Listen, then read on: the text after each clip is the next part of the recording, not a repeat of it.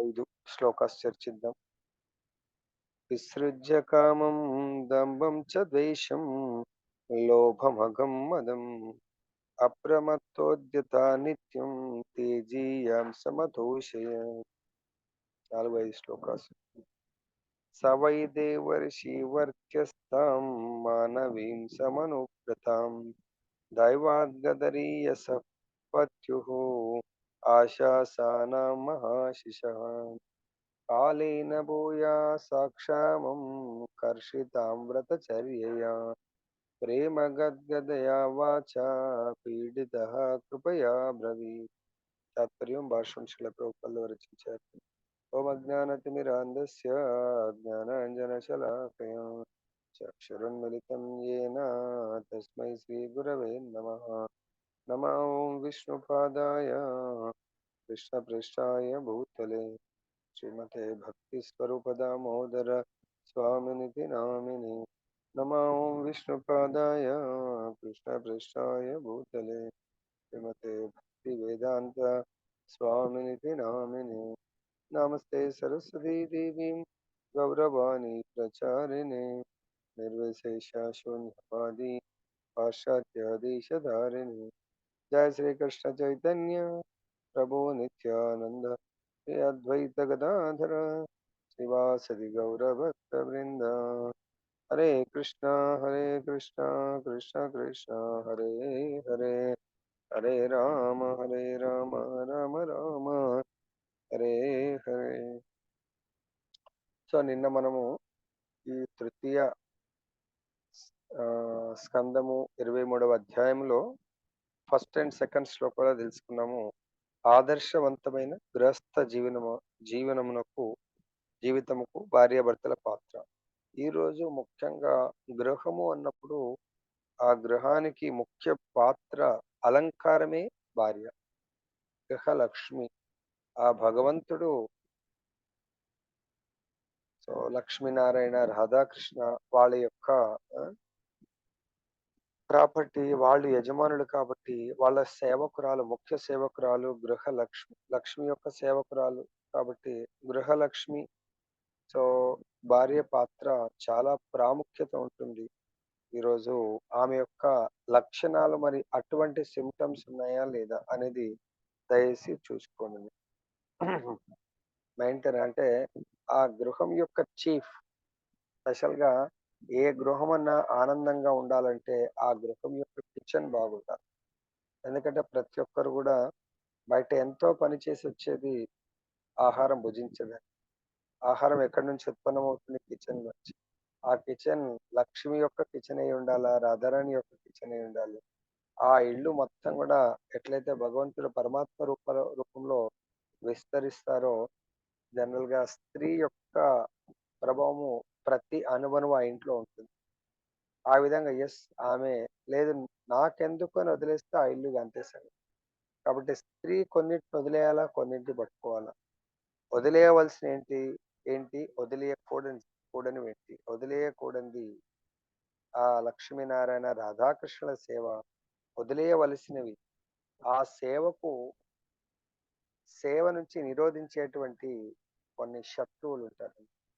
మన హృదయంలో 6 శత్రువులు: కామము, క్రోధము, మోహము, లోభ, మద, మాత్సర్యాలు ఉన్నట్టుగా ముఖ్యంగా స్త్రీ శక్తి ఎంత పవర్ఫుల్ అంటే పురుషుడి లోపల ఉన్నటువంటివి తొలగించవచ్చు. తన లోపల అంటే ఈ భవరోగానికి ముఖ్యంగా ఈ భవరోగాన్ని ఇంకా పెంచి పోషించేది ఇక్కడ ఈరోజు కొన్ని లిస్ట్ ఇచ్చారు. అవిటిని మనందరం తొలగించుకోవాలా. ముఖ్యంగా స్త్రీలు ఆ ఇంటిని, గృహముని గుడిగా మలచడంలో ముఖ్యమైన పాత్ర ఉంటుంది. కాబట్టి వాళ్ళు ఈ తాత్పర్యంలో చెప్పిన విధంగా కామమును, దంభమును, ద్వేషమును, లోభమును, పాప కర్మలమును, మదమును త్యజించి ఇవన్నిటి కూడా మనందరి లోపల ఉంటాయి.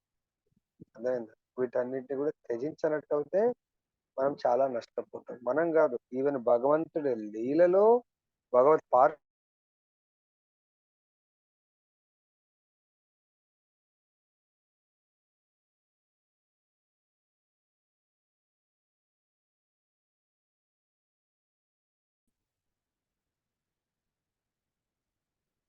ఈరోజు మనం చర్చించబోయే అంశం ఏంటంటే పతివ్రత స్త్రీ లేదా భార్య, పతివ్రత స్త్రీ అయినటువంటి భార్య యొక్క లక్షణాలు, అటువంటి లక్షణాలతో జీవితం సాగిస్తే వాళ్ళ ఇల్లు, వాళ్ళ గృహము తప్పకుండా వైకుంఠంగా మారుతుంది. నిన్నటి సారాంశం నుంచి ఆదర్శవంతమైనటువంటి గృహస్థ జీవితంలో భార్యాభర్తల కాదు.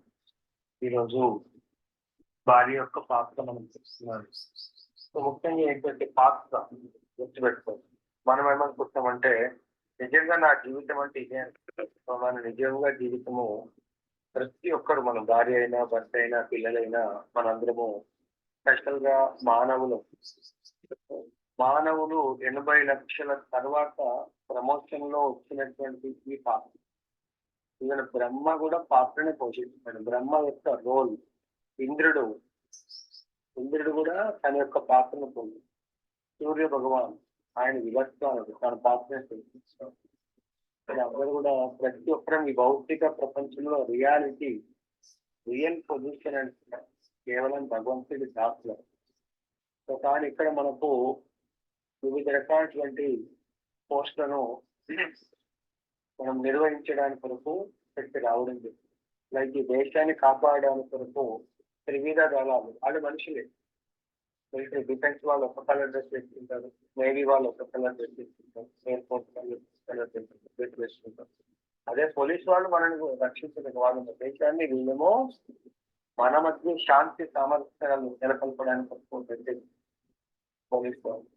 అదే విధంగా డైరెక్ట్ గుర్తు పెట్టుకోండి, మనం ఇక్కడ వచ్చే ప్రాబ్లం ఏంటంటే ఆ డ్రెస్సే నేను అనుకుంటున్నాం, అక్కడే ప్రాబ్లం. మన డిఫరెంట్ డిపార్ట్మెంట్స్ లో కూడా ఆ పదవిని నిజంగా ఆ పదవి అతని యొక్క అర్హతను బట్టి ప్రభుత్వం ఆ పదవిని ఇస్తుంది. ఆ పదవి ఎంతవరకు ఆఫీస్ లో ఉన్నంత వరకు. మరి అదే ఆఫీస్ లో ఉన్నటువంటి అదే పర్సన్ ఇంటికి వెళ్ళినప్పుడు నేను ఫలానా అంటే ఇంటి దగ్గర శాంతిగా ఉంటుంది. సో ఇంటి దగ్గర ఆ పదవిని అక్కడ ఆఫీస్ లో పెట్టి రమ్మని చెప్తారు. మీరు ఆ పదవిని ఇక్కడ తీసుకొస్తే మేము ఆనందంగా జీవించండి. ఇక్కడ మీరు మా ఇంటి సదస్సులాగా, ఒక్కొక్క ఇంట్లో ఒకరికి తండ్రిలాగా, ఒకరికి కుమారుడిలాగా, ఒకరికి అన్న తమ్ముళ్ళలాగా, సో ఆ విధంగా ఒకరికి భర్తలాగా రోల్ ఇంట్లో ప్లే చేసే రోల్, అదే ఆఫీస్ లో ప్లే చేసే రోల్. కాబట్టి ఇక్కడ మనందరం కూడా దయచేసి, కాబట్టి అక్కడ ఆ పాత్రకు తగ్గ డ్రెస్ వేసుకుంటాం. ఇక్కడ కూడా స్త్రీ పురుషులము కొన్ని పాత్రలు పోషిస్తాం. స్త్రీ భార్య పాత్ర, ఈ రోజు భార్య పాత్ర మనం చక్కగా వివరిస్తుంది. ఆ భార్య పాత్రకు ఉండకూడని అయితే ఆ నటులలో జీవించారు. కొందరు చూస్తాం మనము, సినిమాలు చాలా హాస్యాస్పదంగా ఉంటారు, వాళ్ళకు నెక్స్ట్ సినిమాలో చాలా సీరియస్ యాక్ట్ చేస్తారు. వాళ్ళకి చెప్తారు మీరు ఎక్కడ కూడా జోక్స్ లాగా ఉంటే మీ పాత్ర ఫెయిల్ అయిపోతుంది. ఇక వాళ్ళు ప్రయత్నించారు. కొందరు చాలా సీరియస్ గా ఉంటుంది, వాళ్ళకు జోక్ చాలా హాస్యపరమైన పాత్ర ఇవ్వచ్చు. ఇక్కడ కూడా దయచేసి మనకు పూర్వజన్మంలో మన అందరం కూడా ఎన్నో రోల్స్ ప్లే చేస్తాం. మేబీ మేల్, ఫిమేల్, పురుష శరీరం, స్త్రీ శరీరం 80 లక్షలు అయితే మనకి ఎన్నో జీవన మానవ జన్మలో కూడా పూర్వం మనం ఎన్ని శరీరాలను ఏ విధంగా మార్చడం మనకు తెలియదు. కానీ ప్రతి దగ్గర కూడా దయచేసి ఇదంతా మనకు భగవంతుడు మన కోరిక మేరకు మనకు ఇచ్చాడు. స్త్రీ శరీరము, భార్య శరీరము, భార్య పాత్రను మనమే చూస్తాం, భర్త పాత్ర మనమే. మనం అందుకంటే భార్యాభర్తల పాత్రల నుంచి మనం ఇక్కడ నటించకండి, జీవించినట్లయితే మనం అందరం కూడా భగవద్ధాం వెళ్తాం. సో ఇక్కడ పతివ్రత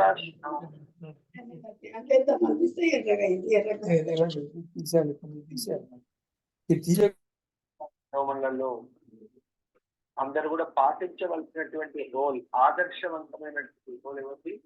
సీతమ్మవారు ఆల్ అక్కడ తండ్రి గారి దగ్గర అద్భుతమైన కూతురుగా మనం ఆ యొక్క లీలను సీతమ్మవారిని మనం ఏమొచ్చంటే అవతరించి, సీతమ్మవారు రాముడు ఇద్దరు అవతరించారు.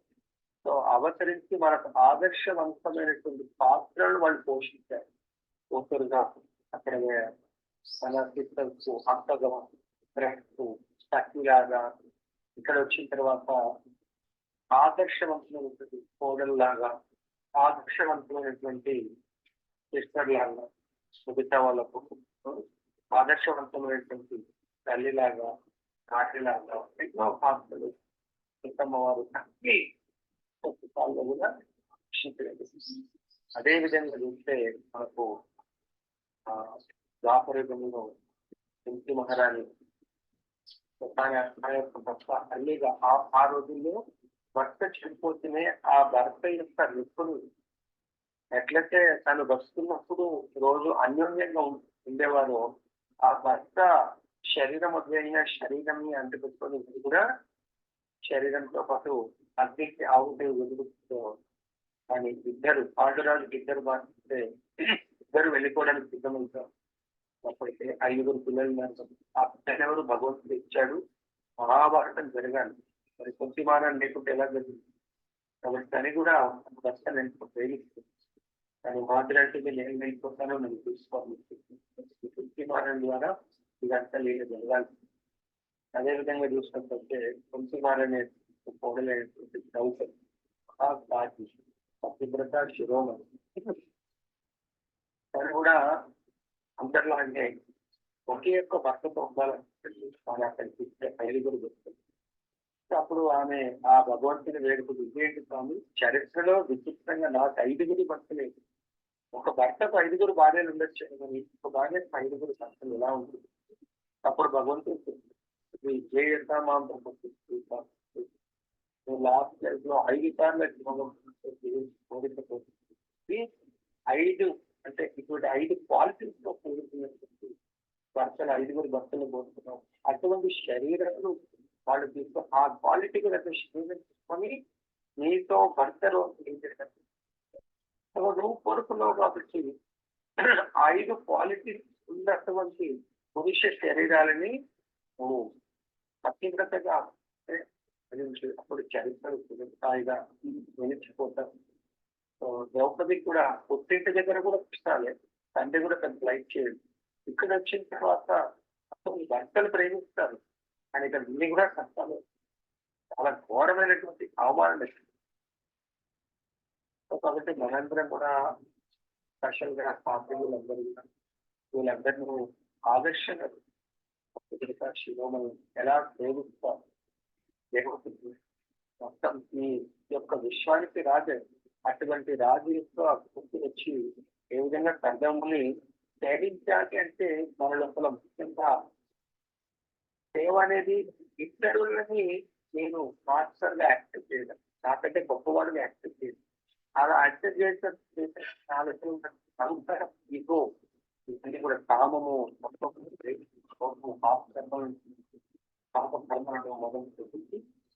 బుద్ధితో మరియు శ్రద్ధతో ఈ రెండింటితో మనము పనిచేస్తూ తన భర్తను తేజస్సు తన భర్త తనకంటే గొప్పవాడుగా మనం స్వీకరించాలి.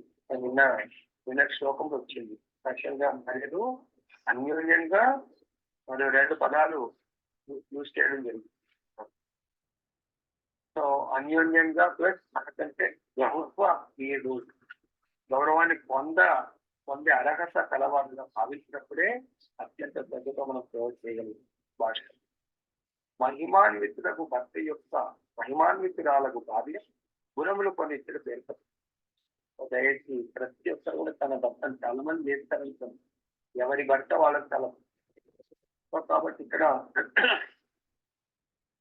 భార్యలు భర్తకి ఎటువంటి గుణాలు ఉన్నా లేకుండా మన గుణాలని నా యొక్క భర్తకు లంగ్స్ ప్రాబ్లం ఉండి శ్వాస నిలిచలేదని చెప్పేసి తను కూడా శ్వాస నిలిచడం మానేసి తన యొక్క న్యాచురల్ క్వాలిటీస్ ప్రతి స్త్రీ శరీరానికి తన భర్తని ఖచ్చితంగా సేవించాలి. ఎలా అనేది ఆధ్యాత్మిక యోగ్యతకి కర్దముని మహిమాన్వితుడై, ఎందుకు కర్దముని మహిమాన్వితుంటే ఆధ్యాత్మిక సంపూర్ణ యోగ్యతలు ఉన్నాయి. భగవంతుని సాక్షాత్కారం పొందినటువంటి గొప్ప యోగ్యత కలవాడు పద్ధతి కనుకనే అతడు తేజీయాంశం పరమశక్తి మంత్రులు యోగం ఆధ్యాత్మిక చైతన్య యోగత్యతి భర్తతో సమానురాలే అయినది భారీ ఎన్నడను అనవసరంగా గర్వించారు. కాబట్టి సమానం అని ఎప్పుడైతే మనం భావిస్తామో ఇప్పుడు మనకు తెలియకుండానే మన శరీరంతో పాటు నీడ మనతోనే ఉంటాం. ఆ విధంగా మన అహంకారం మనతో పాటు గర్వము ఈ నేను ఈక్వల్ అనుకో. కొన్ని సందర్భంలో భార్య ధనవంతుల ఇంటి నుండి వస్తూ ఉండవచ్చు.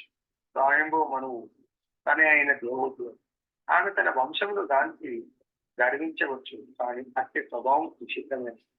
కాబట్టి ఎప్పుడైతే మనము భర్తని స్వీకరించి అత్తగారింటికి వెళ్ళాం, తల్లి గారి యొక్క పరపతి వాళ్ళ యొక్క మీ అన్ని కూడా అవి కావు, మనం మర్చిపోవాలి. కాబట్టి ఈ దేహమే మనది కాదు. ఈ దేహానికి సంబంధించిన పేరు ప్రతిష్ట ఇవన్నీ కూడా మనకు సంబంధించినవి కావు. ఈ దేహము భగవంతుని సేవకుడుగా భావించాలి, భగవంతు ప్రతినిధి సేవకులాగా దేహాన్ని. ఎందుకంటే దేహము ఒకవేళ స్వీకరించకపోతే ఇక మీరు ఆత్మరూపం ఎంత చేస్తుంది. ఈ దేహాన్ని ఆత్మ తన కంట్రోల్లో పెట్టుకోవాలి స్వామిలా. అప్పుడు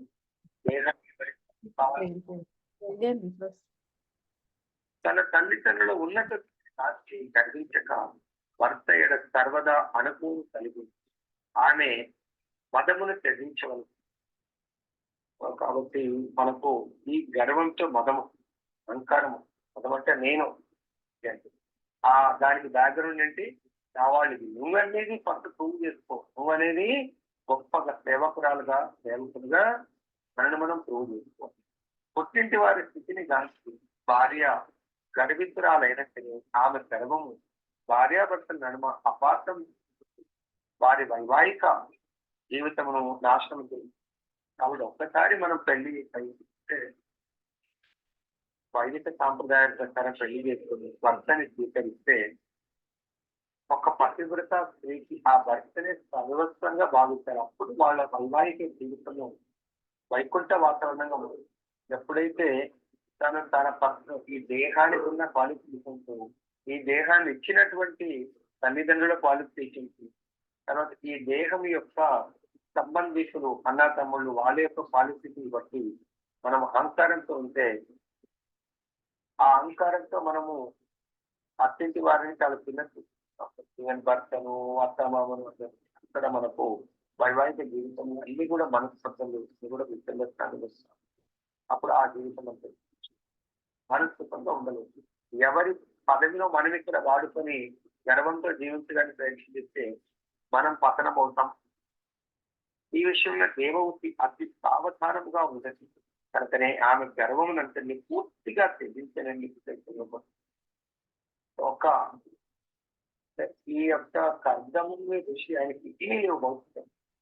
తను కూడా అక్కడే మొత్తం వదిలేసి ఇక్కడ నాకు కూడా ఏమీ లేని దాన్ని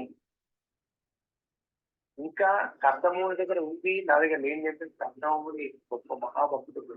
ఆ మహాభక్తుడి దగ్గర సేవకురాలని అవ్వడానికి ఆ పోస్ట్ ని పొందడానికి వస్తున్నాన్ని తిరిగి వస్తే అప్పుడు మన జీవితం సుఖవంతంగా ఉంటుంది. నెక్స్ట్ కనుకనే ఆమె గర్వం అంటే పూర్తిగా తెచ్చుకునేట్టు చెప్పబడింది. దేవహూతి పతివ్రత ఉండేది. పతివ్రత అంటే పతి యొక్క సేవనే వ్రతంగా భావించే వాళ్ళు పతివ్రత. వ్రతాలంటే సో పత్ని రిలేట్ చేసి ఎన్ని వ్రతాలు చేసినా కూడా అది మనకు పతివ్రత అనే పోస్ట్. పతివ్రత అనే పోస్ట్ అంటే ఎంతో మంది భక్తులను మనం చూస్తాము. వాళ్ళు ఈవెన్ భగవత్ సేవ కంటే కూడా భగవంతు యొక్క శుద్ధ భక్తుడు తనకు భర్త దొరకడం వల్ల ఆ భర్తని గురువు, ఆ భర్తని భగవత్ ప్రతినిధిగా భావించి సేవ చేస్తాం. దేవోతి పతివ్రత కాబట్టి ఆ భర్తని సేవించి భగవంతుని భర్త యొక్క ప్రతి యజ్ఞంలో తన పాత్ర నిర్వహిస్తూ ఉంటుంది. ఏ రోజు కూడా నేను చేయలేను అన్నది. వేరొక భర్తను లేదా ప్రియుని అంగీకరించ అన్నది భార్యకు పరమ పాపకార్యం. పైన మనకు పాపకార్యాలు, లోభము పాపకార్యం. ఏ ఒక్క భర్తని ఊహించినా కూడా అది ఎంతో గొప్ప పాపకార్యం. దీనికి ఆల్రెడీ ఇంతకుముందు ఒక లీల చెప్తాను. యమదగ్ని పరశురాముడి యొక్క తల్లి చాలా చేస్తున్నది, చాలా కూడా చాలా పద్ధతి. రోజు తన భర్త అయినటువంటి జమదగ్ని నిత్యము నిరంతరము పొద్దున్న ఇవ్వగానే మనందరం కూడా చేస్తున్నట్టుగా బ్రహ్మముహూర్తంలో ఆయన కూడా రోజు నిత్య కర్మలు వైదిక కర్మలు యజ్ఞం చేస్తాం. దాని కొరకు ఆ పక్కనే ఉన్నటువంటి నదిలోంచి నీళ్లు తీసుకుంటాం. ఎంత పవిత్రత అంటే రోజు ఒక ఫ్రెష్ కుండ కొనుక్కొచ్చేది ఉండదు. ఆ నది దగ్గర ఉన్నటువంటి మట్టి తీసి నీళ్ళతో కలిపి కుండ చేసుకుంటూ ఆ మట్టి కుండ కాస్త ఆటోమేటిక్ ఆరిపోతుంది. మట్టి కుండలో నీళ్లు తీసుకొస్తుంటే నీళ్ళు ఆగుతాయి. చూడండి ఎంత గొప్ప పతివ్రత శిరోమణి. తన పతి యొక్క యజ్ఞంలో పాలు పంచుకుంటున్న ఆ శక్తి అంతా కూడా తన భర్త యొక్క శక్తి. ఆ రోజు కూడా రోజు తన యొక్క దినచర్యలో నీళ్ళు తీసుకోవడానికి వెళ్తుంది. అక్కడ ఒక గంధర్వుడు ఎలా ఆకాశ మార్గంగా ఉండా వెళ్తుంటే ఆయన చూస్తున్నాడు. కళ్ళు చూస్తుంటే ఎలా ఆకర్షిస్తుంది, చాలా హ్యాండ్సమ్ గా ఉన్నాడు, చాలా బాగున్నాడు అనుకుంటున్నాడు. అలా ఆమె మానసికంగా మనసులో అనుకుని ఇంకా ఆ కుండ చేస్తూ ఉంటే ఆ రోజు కుండ తయారవ్వదు. ఎంత తయారు చేసి నీళ్ళలో ఉంటే ఒకటి కరిగిపోతుంది. కుండ నిలబడట్లేదు. చాలాసేపు అయింది. లాస్ట్ వితౌట్ వాటర్ వస్తుంది. ముఖమంతా కూడా అనేది వాడిపోయినట్టు భయం భయంతో. అప్పుడు ఆమె గేట్లు ఎంటర్ అయింది. జమదగ్ని చూస్తాడు. దీనికి లేట్ అవ్వడానికి కారణం ఆయన పెట్టాలని. ఇలా చూస్తే తన భార్య ఈ రోజు నీళ్లు తీసుకొని రాకపోవడానికి కారణం ఆమె చెప్పాల్సి ఉంటుంది. ఆ సిచ్యువేషన్ తెలిసిపోయింది. ఒక పర పురుషుడిని మనసులో చూసి చాలా బాగున్నాడు అంటే ఆ పురుషుడి గురించి ఆలోచించింది కాబట్టి తన యొక్క పాత్ర కాబట్టి కుండ చేయలేదు. అప్పుడే పరశురాముడు వచ్చాడు. కానీ చెప్తాడు, నువ్వు లోపలికి గేట్ లోపలికి ఎంటర్ కాకు, నువ్వు నీ పాతివృత్యం పోయింది అంటే. అప్పుడు పరశురాముడు వచ్చాడు. చాలా ముందే జమదగ్ని పేర్లు జమదగ్ని చాలా స్థూలం. ఇప్పుడు పరశురాముడు కూడా అంగీకరించడానికి పరశురాముడు వచ్చాడు. అప్పుడు పరశురాముడు రాగానే హే పరశురాం చెప్పండి అంటే నీ యొక్క తల్లి తల నరికిస్తుంది. ఎందుకు ఏంటి ఆ అపరాధం ఏంటి ఏంటి అడుగుతుంది. ఇమ్మీడియట్ గా పరశురాముడి యొక్క ఆయుధం గంటతో తన తల్లి యొక్క తల నరికిస్తుంది. అప్పుడు జమదగ్ని చాలా ప్రసన్నమై హే పరశురాం, నువ్వు తండ్రి ఆజ్ఞను పాటించడంలో చాలా గొప్ప కీర్తి. అసలు దాని ఎందుకు ఏంటి కూడా అడగలేదు. ఇమీడియట్ గా నా మాట విన్నందుకు నేను చాలా ప్రసన్నుడయ్యాను. ఏ కోరిక కోరినా కూడా నీ కోరిక తీర్చుతాను కోరుకోను. అప్పుడు పరశురాముడు 2 కోరికలు తండ్రి, నాకు 2 కోరికలు. ఒకటి, నా తల్లిని ఇమీడియట్ గా బ్రతికించండి. 2, నా తల్లికి నేను చంపినట్టు చెప్పింది. అపరాధం కూడా అడగలేదు. నా తల్లిని బ్రతికించాలా, ఎందుకంటే ఒకసారి తల్లి ఒకవేళ మర్చిపెట్టి చేయమని నేను చంపినా అంటే ఇక నన్ను కొడుకుగా చూడలేదు. కాబట్టి సరే పదార్థం చెప్పమని ఇమీడియట్ మళ్ళీ ఆమె తల నరకడం వల్ల బుద్ధి బ్రతు పట్టింది కదా ఇతరులను చూడటం. కాబట్టి అంత పని చేసి కాబట్టి ఈరోజు మనకు పతివ్రత స్త్రీలాగా మీరందరూ ఉండాలంటే పరపురుషుడితో అందుకే మన సాంప్రదాయంలో ఇతరుడు భర్తని తప్ప ఇతరులను మనం ప్రభు స్వామి అంటే ఒక చాలా రెస్పెక్టబుల్ గా పెద్దవాళ్ళనైతే తండ్రి చిన్న వాళ్ళనైతే అన్న తమ్ముళ్ళగా అలా చాలా గొప్ప రిలేషన్ పెట్టి పిలుస్తూ ఉంటాం. అందువల్ల ఎవరిని కూడా పేరుతో పిలవచ్చు అంటాం మన సాంప్రదాయంలో. దట్ ఏంటంటే ప్రభుజీ అనడం ఒక గురువుతో సమానం, మాస్టర్ లాగా ప్రభు. ఆ విధంగా మనకు స్త్రీమూర్తులందరూ కాదు, భర్తనే దైవంగా ఉండాలి. దాన్ని ఇతరులను వేరొక భర్తలు లేదా స్త్రీని అంగీకరిస్తానికి భార్య పరమ పాపకాన్ని. గృహమునందు తట్టించే 4 రకముల శత్రువులను చాణక్య పండితుడు ఈ రీతి వివరించాడు. మన గృహంలో కూడా 4 రకాల శత్రువులు ఉంటారు. దయచేసి ఇది చాలా చక్కగా గుర్తుపెట్టుకోండి. ఆ శత్రువుల నుంచి మీరు దూరంగా ఉండండి. ఎవరు? నంబర్ 1, తండ్రి రుణగ్రస్తుడైనతో అతని శత్రువుగా పరిగణించారు. తండ్రి పాత్ర. తండ్రి ఇప్పుడు కూడా రుణాలు అప్పులు చేసి అప్పుల్ని పిల్లలకు క్యారీ ఫార్వర్డ్ చేసి అతను నిజంగా పిల్లల పశ్చాత్తాపం. మనం ఇక్కడికి వచ్చిందే రుణానుబంధాల నుంచి విడిపోవడానికి. ఉన్న దాంట్లో సంతోషంగా బ్రతుకుతూ అప్పులు లేకుండా చాలా హ్యాపీగా బ్రతుకుతారు. ఉన్న దాంట్లో ఓకే, డబ్బులు వస్తేనే దాన్ని వినియోగించుకొని జీవితాన్ని గడపండి. డబ్బులు లేకుండా అన్ని అప్పులు అవన్నీ చేసి అప్పులు ఉండకూడదు. అప్పులు చేసినటువంటి తండ్రి బిడ్డలకు శత్రువుతో సమానం. నంబర్ 1. 2, పెద్దవారైన పిల్లల ఎదుటనే తల్లి వేరొక భర్తను స్వీకరించడంతో ఆమె శత్రువుగా పరిగణించగలదు. దీనికి ఆ తల్లి చాలా మంది చేస్తూ ఉంటుంది. ఆ పిల్లలు ఉంటారు, భర్తగా చనిపోవచ్చు, లేకపోతే భర్త వదిలేస్తే ఇంకొక భర్తని, పిల్లలు ఉంటారు ఆల్రెడీ, ఆ భర్త కని ఉంటాడు, ఇంకో భర్తను పెళ్లి చేస్తారు, ఇంకో భర్తకి. అది ఆ పిల్లలకు ఆమెనే శత్రువు. అలా స్వీకరించొద్దు తల్లిని. 3వది, భర్తతో సయోధ్యను కలిగి ఉండక భార్య మొద్దుగా వర్తిస్తుంది, ఆమెయో శత్రువే. కాబట్టి బై డిఫాల్ట్ స్త్రీ మాతృమూర్తిలాగా ఎప్పుడు కూడా భర్త పట్ల అమర్యాదగా భాగవతం చెప్తుంది. ఎవరైతే భాగవతాన్ని ఇష్టపడతారో, ఎవరైతే భాగవతాన్ని స్వయం భగవంతుడిగా పిలుస్తారో ఈ వచనాలు పట్టి పాటిస్తుంది. ఈ రోజు ఉంటుంది. ఇంతకాలం భర్త పట్ల తెలియకుండా మొరటుగా చాలా ఇష్టం ఉన్నట్టుగా ప్రవర్తించే స్త్రీ ఆ భర్తకు శత్రువు. ఎవరైతే స్త్రీ తన భార్య ధర్మాన్ని పాటించలేదో, తను చాలా భర్తతో మొరటుగా పాటిస్తూ ఇష్టమున్నట్టు చేస్తూ భగవంతుని సేవిస్తా అంటారు. భగవంతుని ఈ సేవల్ని నచ్చదు. ఇలా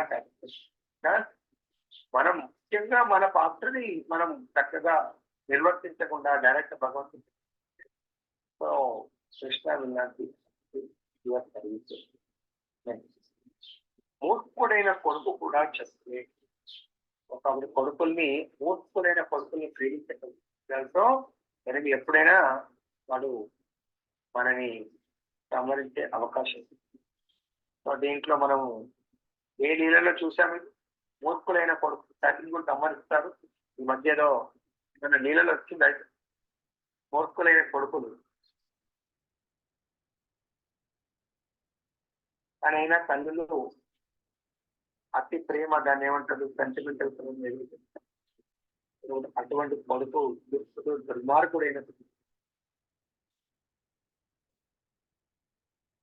గోకర్ణ, తర్వాత వాళ్ళ తమ్ముడి పేరేంటి,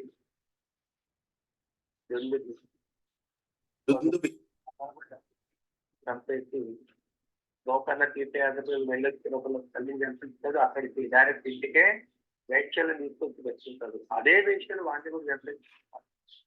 కాబట్టి అటువంటి కొడుకు కూడా శత్రువు. మన ఇంట్లోనే ఇలాంటి శత్రువులు ఉంటారు. మరి ఆ కొడుకుని మీరు సరైన మార్గంలో పెంచుకుంటే మీరు శత్రువు అయ్యేవాడు కాదు. మూర్ఖుడైన కొడుకులు గృహస్థ జీవనం మందు తల్లి తండ్రి భార్య సంతానం మొదలగు వారు సంపత్తిగా భావింపబడుతున్నారు.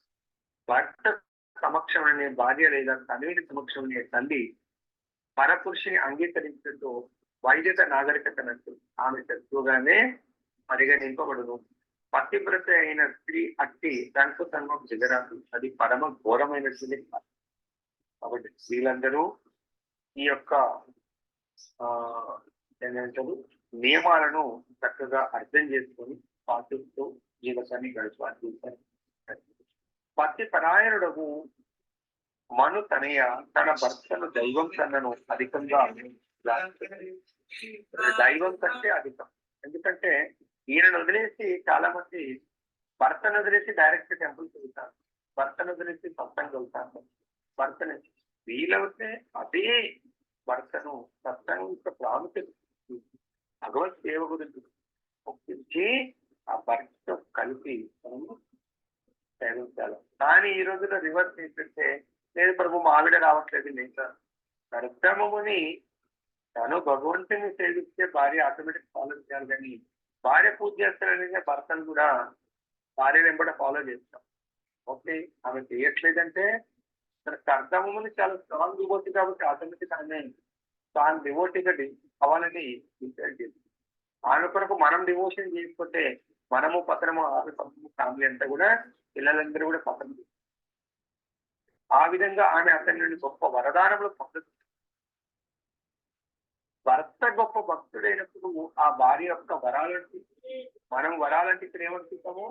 భౌతికమైనటువంటి వసతులను, భౌతికమైన కోరికలను. ఆమె ఏదైనా కోరితే ఆ గిఫ్ట్లను ఇవ్వటము ఇదిగా ఆమె ఏం కోరిక కోరుతుంది? చిరకాలం అతన్ని సేవించి ఆమె దుర్బల అయ్యను. తన యొక్క శరీరాన్ని కూడా పట్టుకొని ఆయన చేసేటువంటి యజ్ఞాలు, తపస్సులు వాటిలో ఆమె కూడా తీర్థమై తన శరీరం కూడా చాలా క్షీణిస్తూ ఉంటుంది.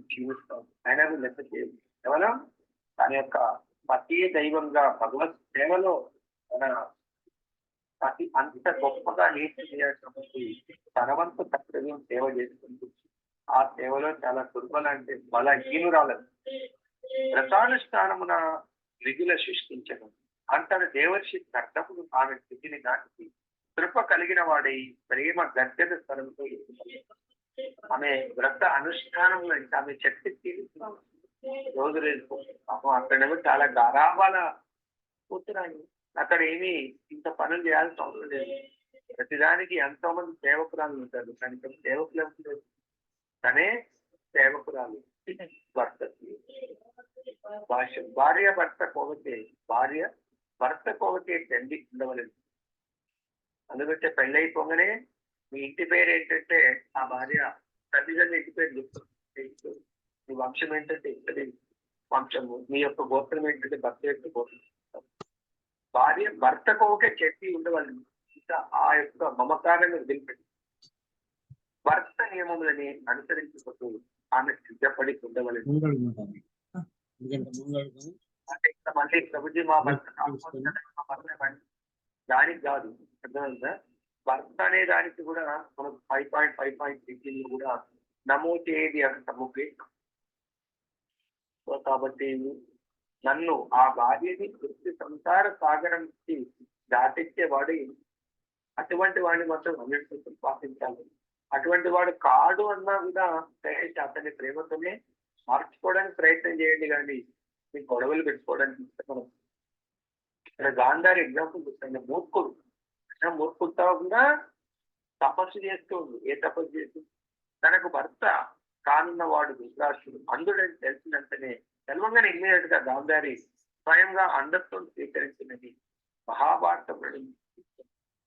తన కళ్ళకు గంటలు పట్టుకొని ఆమె గ్రుడ్డిదాని వల్ల జీవించింది. తన భర్త అంధుడు కనుక తానును అంధురాలిగానే వ్యవహరించవలసి ఆమె నిశ్చయించుకుంది. లేనిచో తాను కన్నులు కలిగి ఉన్నందుకు ఆమె దరిద్రురాలై భర్తను చిన్న చూపు చూసే అవకాశం కలుగుతుంది. తమను వ్రత అను పదము సూచించింది ఏమనగా భర్త నెలకొని ఉన్న ప్రత్యేక పరిస్థితులను తానును స్వీకరించిన భార్య యొక్క కర్తవ్యం. భర్త కర్దముని అంతటి మహానుభావుడే అతన్ని అనుసరించడం ద్వారా నిస్సందేహంగా గొప్ప వరములే కొనగూడగలవు. ఒకవేళ భర్త కర్దముని వలె భక్తుడు కాకపోయినను అతని స్వభావనకు తగినట్టుగా తనను మలుచుకొనుట భార్య కర్తవ్యం. అదే వైవాహిక జీవితం సుఖప్రదము చేయగలదు.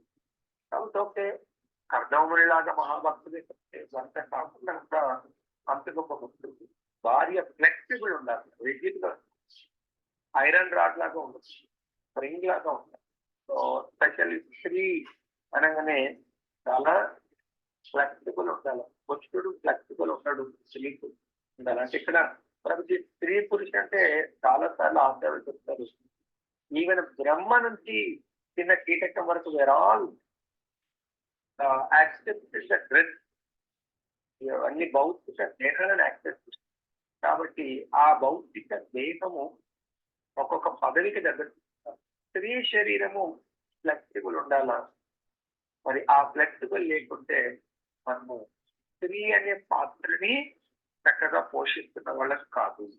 మరి భర్త భక్తుడు కాకుండా మన యొక్క భక్తు ద్వారా భర్తని ఎలా మార్చుకోవచ్చు. దానివల్ల మనకు ఉత్తమ గతి తప్పకుండా దొరుకుతుంది. ఒకవేళ కర్దమని వాళ్ళ భక్తుడు కాకపోయినా అతని స్వభావనకు తగినట్టుగా తనను మలుచుకున్న భార్య కర్తవ్యం. అదే వైవాహిక జీవితం చేయగలుగుతుంది. కఠినమగు పతివ్రత వ్రతలను అనుసరించి చేత రాకుమార్తె శివహుతి తత్కారణమున ఆమె భర్త కరుణా హృదయుడయ్యనని పేర్కొనగలరు. మహారాజు కుమార్తె అయినప్పటికీ ఆమె సాధారణ స్త్రీ వలె తనను సేవించుతున్నదని కర్గముని ఎరుగు. అట్టి కర్మలచే ఆమె ఆరోగ్యం క్షీణించింది. అది గాంచి అతడు కరుణా హృదయుడై ఆమెతో సో కాబట్టి ప్రతి భర్తకు భార్యని ప్రేమిస్తాడు. కాకపోతే భార్య ఏదైతే ప్రేమని స్వయంగా భర్త ప్రకటించకపోతాడని అన్ని ఇయర్స్ సేవించిన తర్వాత ఆయన కరుణా హృదయుడు అయ్యాడంటే అంతకుముందు ఆయన ప్రేమ లేదైనా కేవలము ఆ భగవంతుడు ఆమె యొక్క సేవని పరీక్షించాడు. ఆ సేవలో ఆమె ఫస్ట్ డివిజన్ లో సాధించింది. అప్పుడు ఆ స్వర్గముని ఆమె యొక్క వరాలను తీర్చడానికి సిద్ధమయ్యాడు. ఈ విధంగా చరిత్రలో కూడా కృష్ణప్రియ చైతన్యమాపవి యొక్క భార్య 16 సంవత్సరాల ప్రాయంలో స్వర్గముని కూడా ఆల్రెడీ చెప్పాడు, నేను కూడా నేను వదిలిపెట్టాను.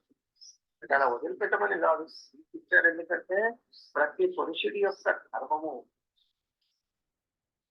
లోక కళ్యాణార్థమై భగవత్ సేవ కొరకు, భగవత్ ప్రచారం కొరకు వానప్రస్థ జీవితము, సన్యాస జీవితం, చైతన్య మహాప్రభు కలియుగంలో సన్యాస జీవితాలకు అంత కొంతమంది మాత్రం ప్రతిఫలం కావడం తప్పలేదు. గృహంలో ఉంటూ మనము ఏ విధంగా ఆనందాన్ని పొందగలము అనేది మనకు వర్ణాశ్రమ పద్ధతిలో బోధించారు. గృహంలో ఉంటూ మనము భాగవత విధి తర్వాత వైది సంస్కారము అంటే